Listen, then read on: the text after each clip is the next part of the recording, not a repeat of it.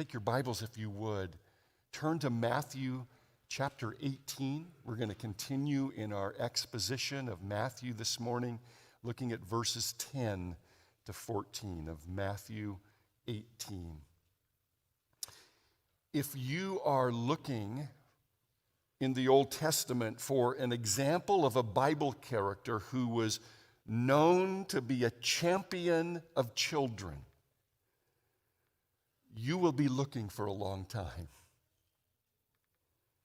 I'm not saying there were not Old Testament characters who were attentive to and devoted to children.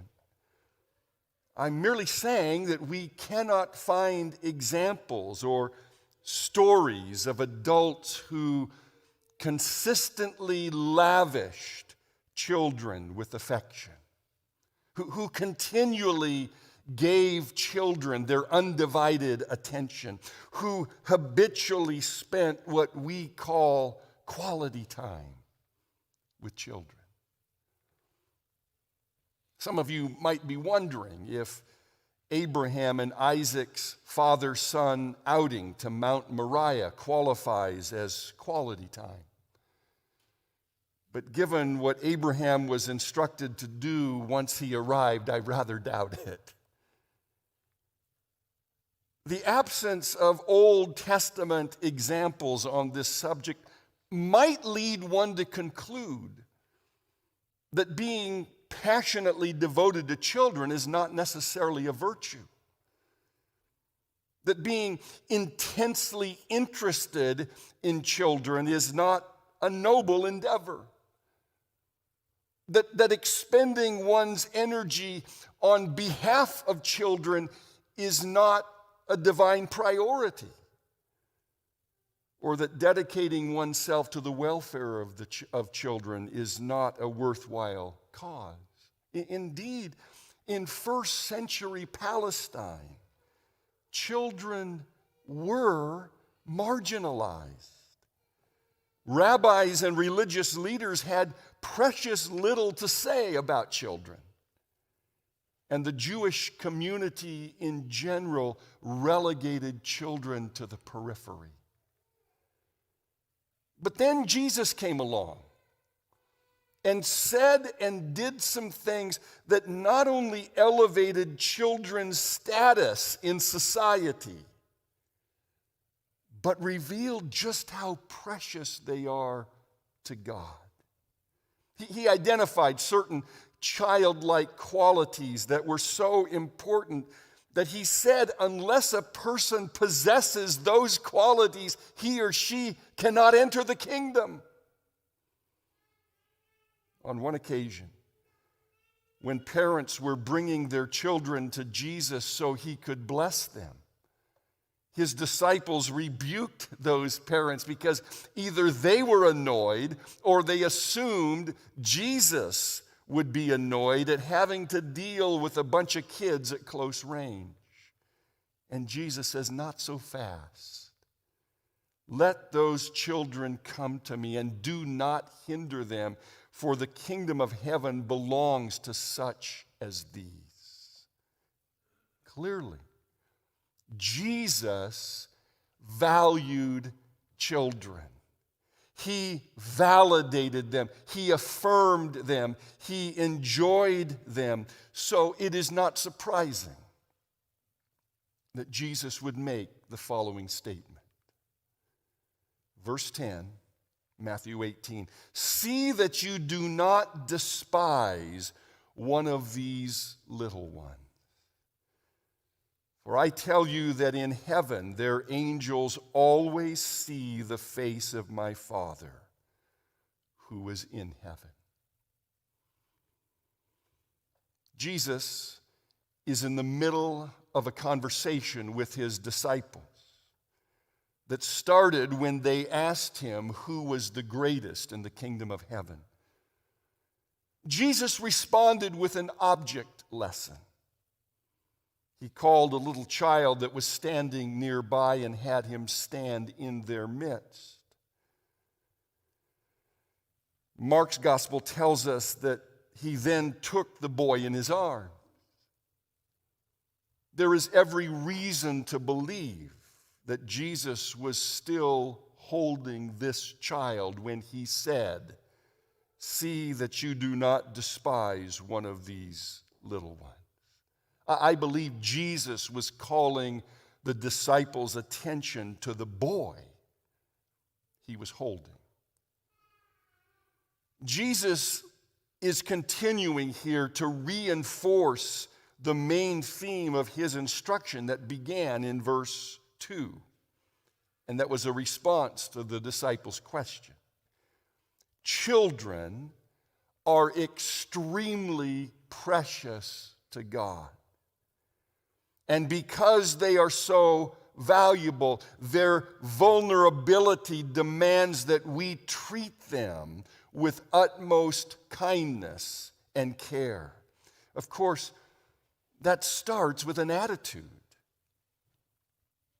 Jesus specifically prohibits his followers from despising children. That word translated despise means to feel contempt for something or someone because that thing is thought to have little or no value.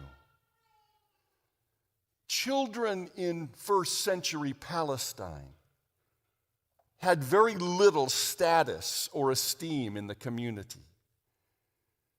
Because they were too weak and small and undeveloped to fight in the army or own a business or work in the fields or store up wealth or give advice or reproduce, they counted for very little. And they were treated accordingly, often with contempt. But Jesus says that attitude is totally inappropriate given what God thinks and how God feels about children. They are precious to him, so precious that, verse 10b, in heaven their angels always see the face of my Father who is in heaven. That's a fascinating statement. And it raises all kinds of questions and opportunities for conjecture. It seems that Jesus is asserting that children are represented by angels in heaven, and possibly that every child is represented by an angel in heaven. Having lived in heaven prior to coming to this earth, being the Lord of heaven, being the creator of both angels and human beings, Jesus certainly knew what he was talking about here. He had witnessed this heavenly scene with his own eyes. He knew the precise role of angels in relation to humanity. He knew the interaction that goes on in heaven between the angels and his followers, and his Father, rather. However, his brief statement and descriptions in verse 10 reveal very little about these things. I think it is possible to conclude that children are represented by angels in heaven. For Jesus refers to these angels as their angels. And that possessive pronoun points back to these little ones earlier in verse 10. We can also say for sure that angels have continual access to God. For Jesus says they always see the face of his Father who is in heaven. Are these guardian angels? Possibly. Does every child have a guardian angel? Possibly, although we cannot say for sure. Is every single person represented by an angel or just children? Again, we cannot be absolutely sure. And so, building a theology of guardian angels on this verse, actually, it's just half of a verse, though intriguing, is problematic, for there's simply not enough information to draw any hard and fast conclusions. Let me say what I know for sure. Angels, according to the writer of Hebrews, are ministering spirits sent to serve those who inherit salvation. Which means that they have a role in the affairs of Jesus' followers, a role that is probably more significant than we know. But we cannot be certain just exactly what that role is.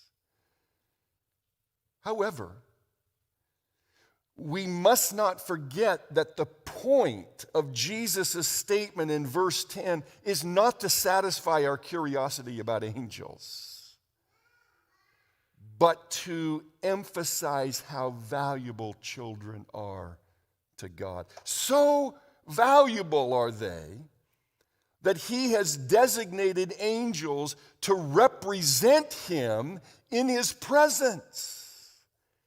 And that reveals how valuable children are to God because their angels, listen, get to continually see the face of God. Which is to say, they are positioned in the most privileged place in the entire universe. The place of greatest honor. It stands to reason then that if these angels are representing these children in that place of privilege and honor, they must be extremely precious to God. And that is why we should never despise children.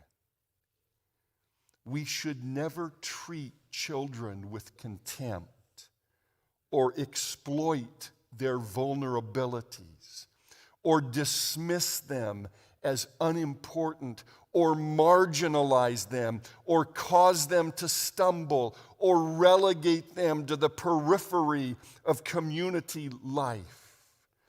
Since children are extremely precious to God, they ought to be extremely precious to us. So we should esteem them, honor them, cherish them, treat them with respect and dignity. We should bend over backwards to secure or to ensure their safety, security, protection, well-being, and survival. That is what Jesus describes next. Look at verse 12. What do you think? If a man has 100 sheep and one of them has gone astray, does he not leave the 99 on the mountains and go in search of the one that went astray? And if he finds it, truly, I say to you, he rejoices over it more than over the 99 that never went astray. First, you need to know that this is one of two similar yet separate stories in the Gospels about a shepherd caring for a flock of 100 sheep and one sheep of that flock going astray, causing the shepherd to leave the 99 and search for the one. The other story is found in Luke 15. On that occasion, Jesus was not speaking to his disciples, but to scribes and Pharisees.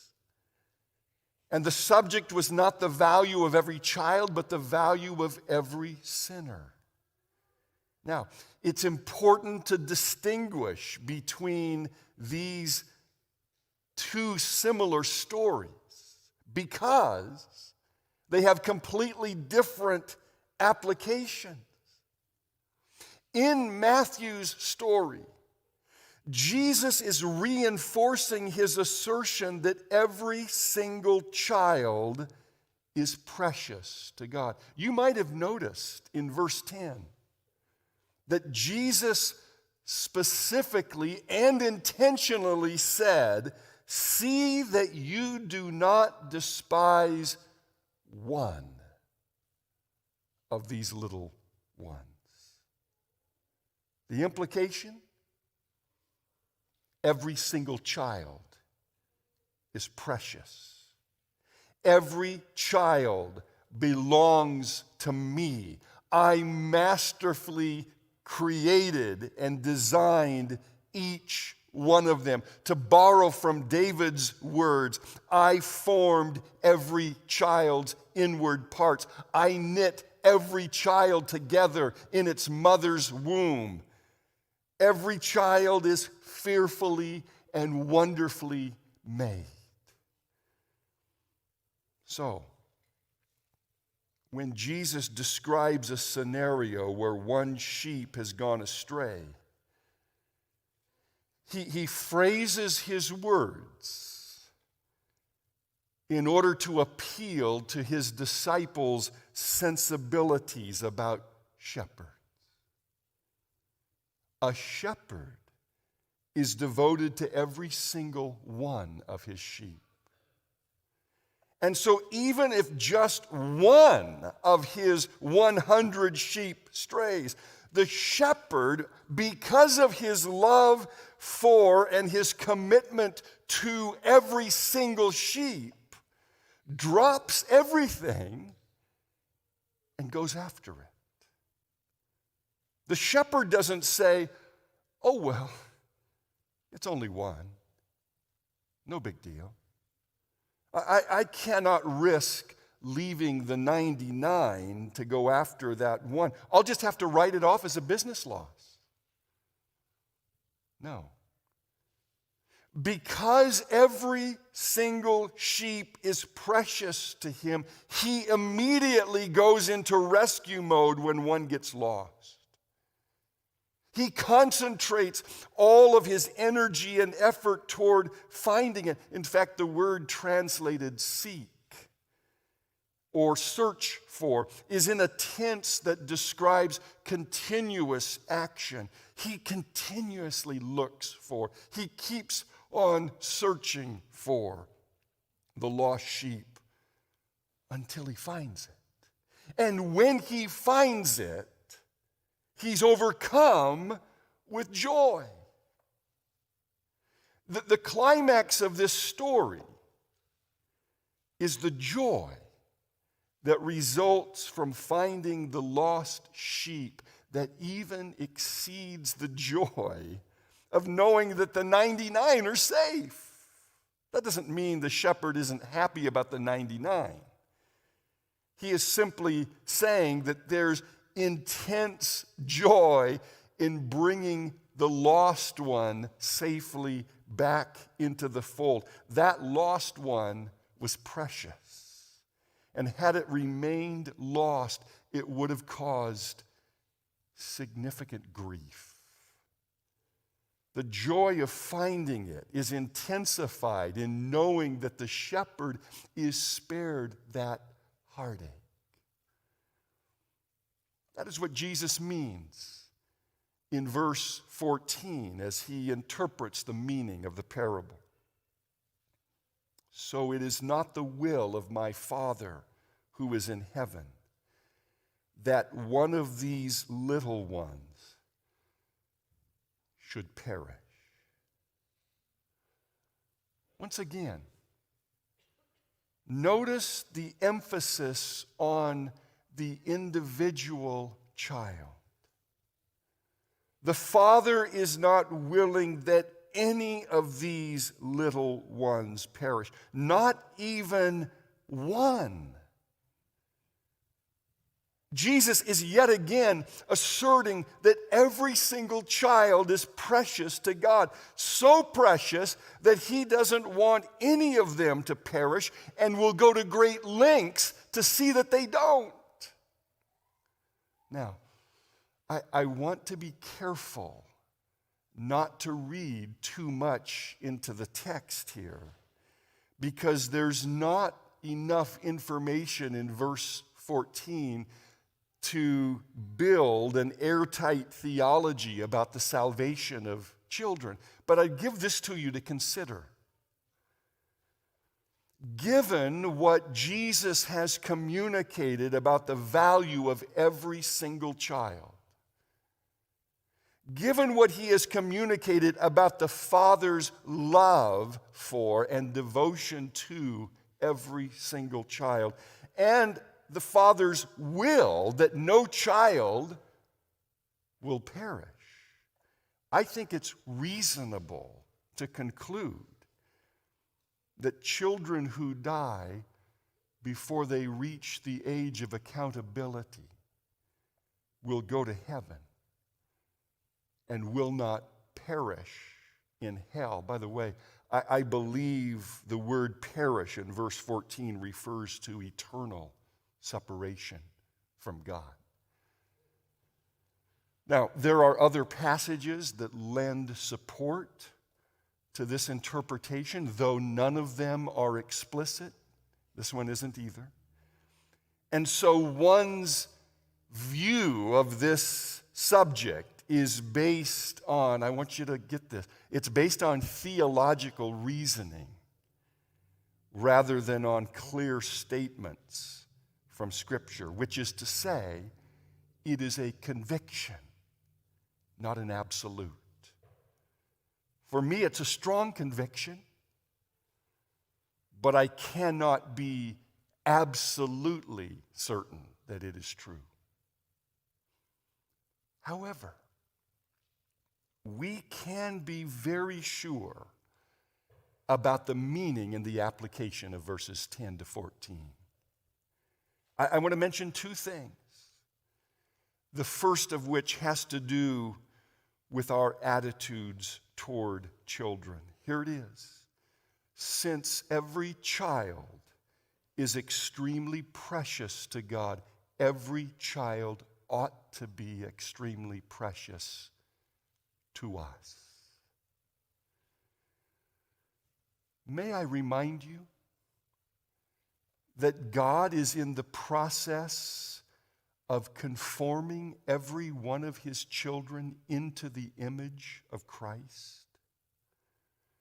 That means, in part, that if we are letting him have his way in us, we're allowing the Holy Spirit to do his work, we are being progressively aligned with his thoughts, his desires, and his will. Paul boldly declared to the Corinthians, we have the mind of Christ. That means we are capable of having God's perspective and God's attitude about children. Which means, according to Jesus in this passage, children ought to be extremely precious to every Christ follower.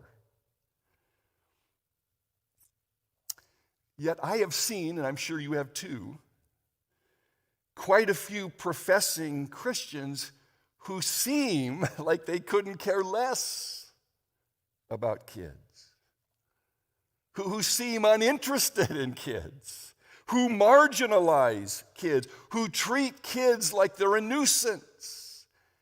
And I would submit to you that attitude is incompatible with being a Christ follower. Jesus said, see that you do not despise one of these little ones. That's a negative way of saying, see to it that you esteem. every one of these little ones. We should honor them, cherish them, respect them. I'm not sure there is any other way to do this other than by being intentional about being with children, getting to know children, cultivating meaningful relationships with children, communicating with children on their level about things they are interested in. I'm not sure there's a better way to do this than by getting down on their level and looking them in the eyes when you talk to them, and learning their name, calling them by name, asking them questions, listening to their answers, having a real two-way conversation. Listen, I have intentionally practiced doing this for a number of years, and I would submit to you that it has accomplished two things. First, I genuinely love children, and I will say to you, my love for children is intensifying all the time. I'm not just talking about my grandchildren. I adore my grandchildren. I'm talking about the children in this church, whom I also adore. I'm talking about children in Africa, whom I've gotten to know over the years and who keep in touch with me. My love for children, my desire to interact with children, my concern for children's spiritual, emotional, and physical well-being keeps getting deeper and growing stronger. And you know what I think that is? It's the sanctifying work of the Spirit. It's just God doing what He's doing to continue to conform me to the image of Christ. So that's the first thing. The second, most children I know that I love them and am genuinely interested in them. And so guess what? They love me back. By the way, you know, don't you, that kids know if an adult is genuine or not. It's much harder to fool a kid with fake love than it is an adult. Children can usually spot a phony a mile away, and if someone pretends to love them but really doesn't, they know it. And they usually avoid them like the plague. My favorite thing about being a pastor is sitting here and listening to the children in this room sing. Watching the children come up here on the fourth Sunday and deposit their offerings. That's the fourth Sunday is my favorite Sunday for that reason. I love being a pastor because I get to have kids make handmade cards and letters and send them to me and tell me what they think, and I keep every one of them. I get to have kids come up oftentimes before or after the service, wherever I'm at, and talk to me, just chat with me. Sometimes they say, guess what? Guess what I got for Christmas, Pastor Stan? Guess what I did this week? I got a text this week from a child in Kenya who said, I'm quoting now, "Have a blessed New Year, Grandpa. We love you very much and wish you and your family a great day." That's the best part about being in my role. I have found that in almost 40 years of being a pastor, that the love of children is probably the most encouraging thing for me personally, because their love is pure, constant, unconditional, and enduring. I've discovered that over the years that some of the adults that I minister to, their love for me goes up and down based on how I preach or based on how I perform. But kids don't do that, ever. And I think that is one of the reasons that they are so precious to God. Okay, there's one more practical application. I'll be quick. Since every child is extremely precious to God, we ought to devote ourselves to promoting, preserving, and protecting them at whatever cost. Moms and dads, your most important work in this world is raising your children. You have been entrusted with the stewardship of eternal souls who will either populate heaven or hell. Don't let anything prevent you from making them your top priority. Those of you who work with children in our church, may God bless you. You are doing some of the most important work in this ministry. And please don't think for a second that just because you're teaching children and not adults, that somehow you're a second-rate teacher. No. Your teaching is every bit as important and maybe even more fruitful. Those of you who work in the nursery or in Awana or in the after-school program, please don't think that it goes unnoticed by God. He's pleased because the children you work with are precious to Him. Jane and Donna, your investment in children through the Christmas program every year is incredibly consequential.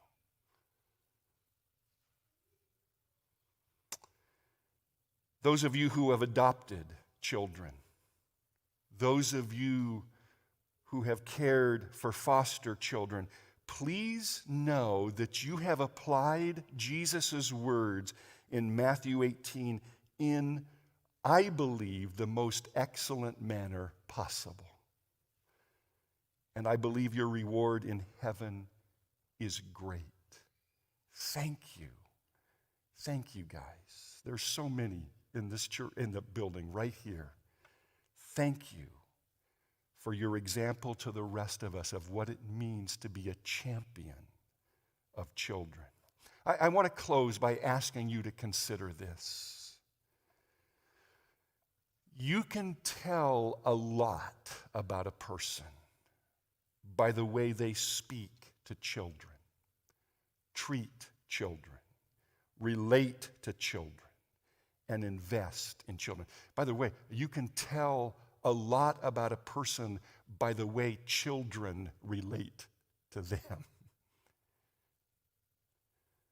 Those who are passionately devoted to children, those who are intensely interested in children, who expend their energies on behalf of children, who are dedicating themselves to the welfare of children, listen, you are men and women after God's own heart. May that be true of all of us. For God's sake and for the sake of children who are precious to him.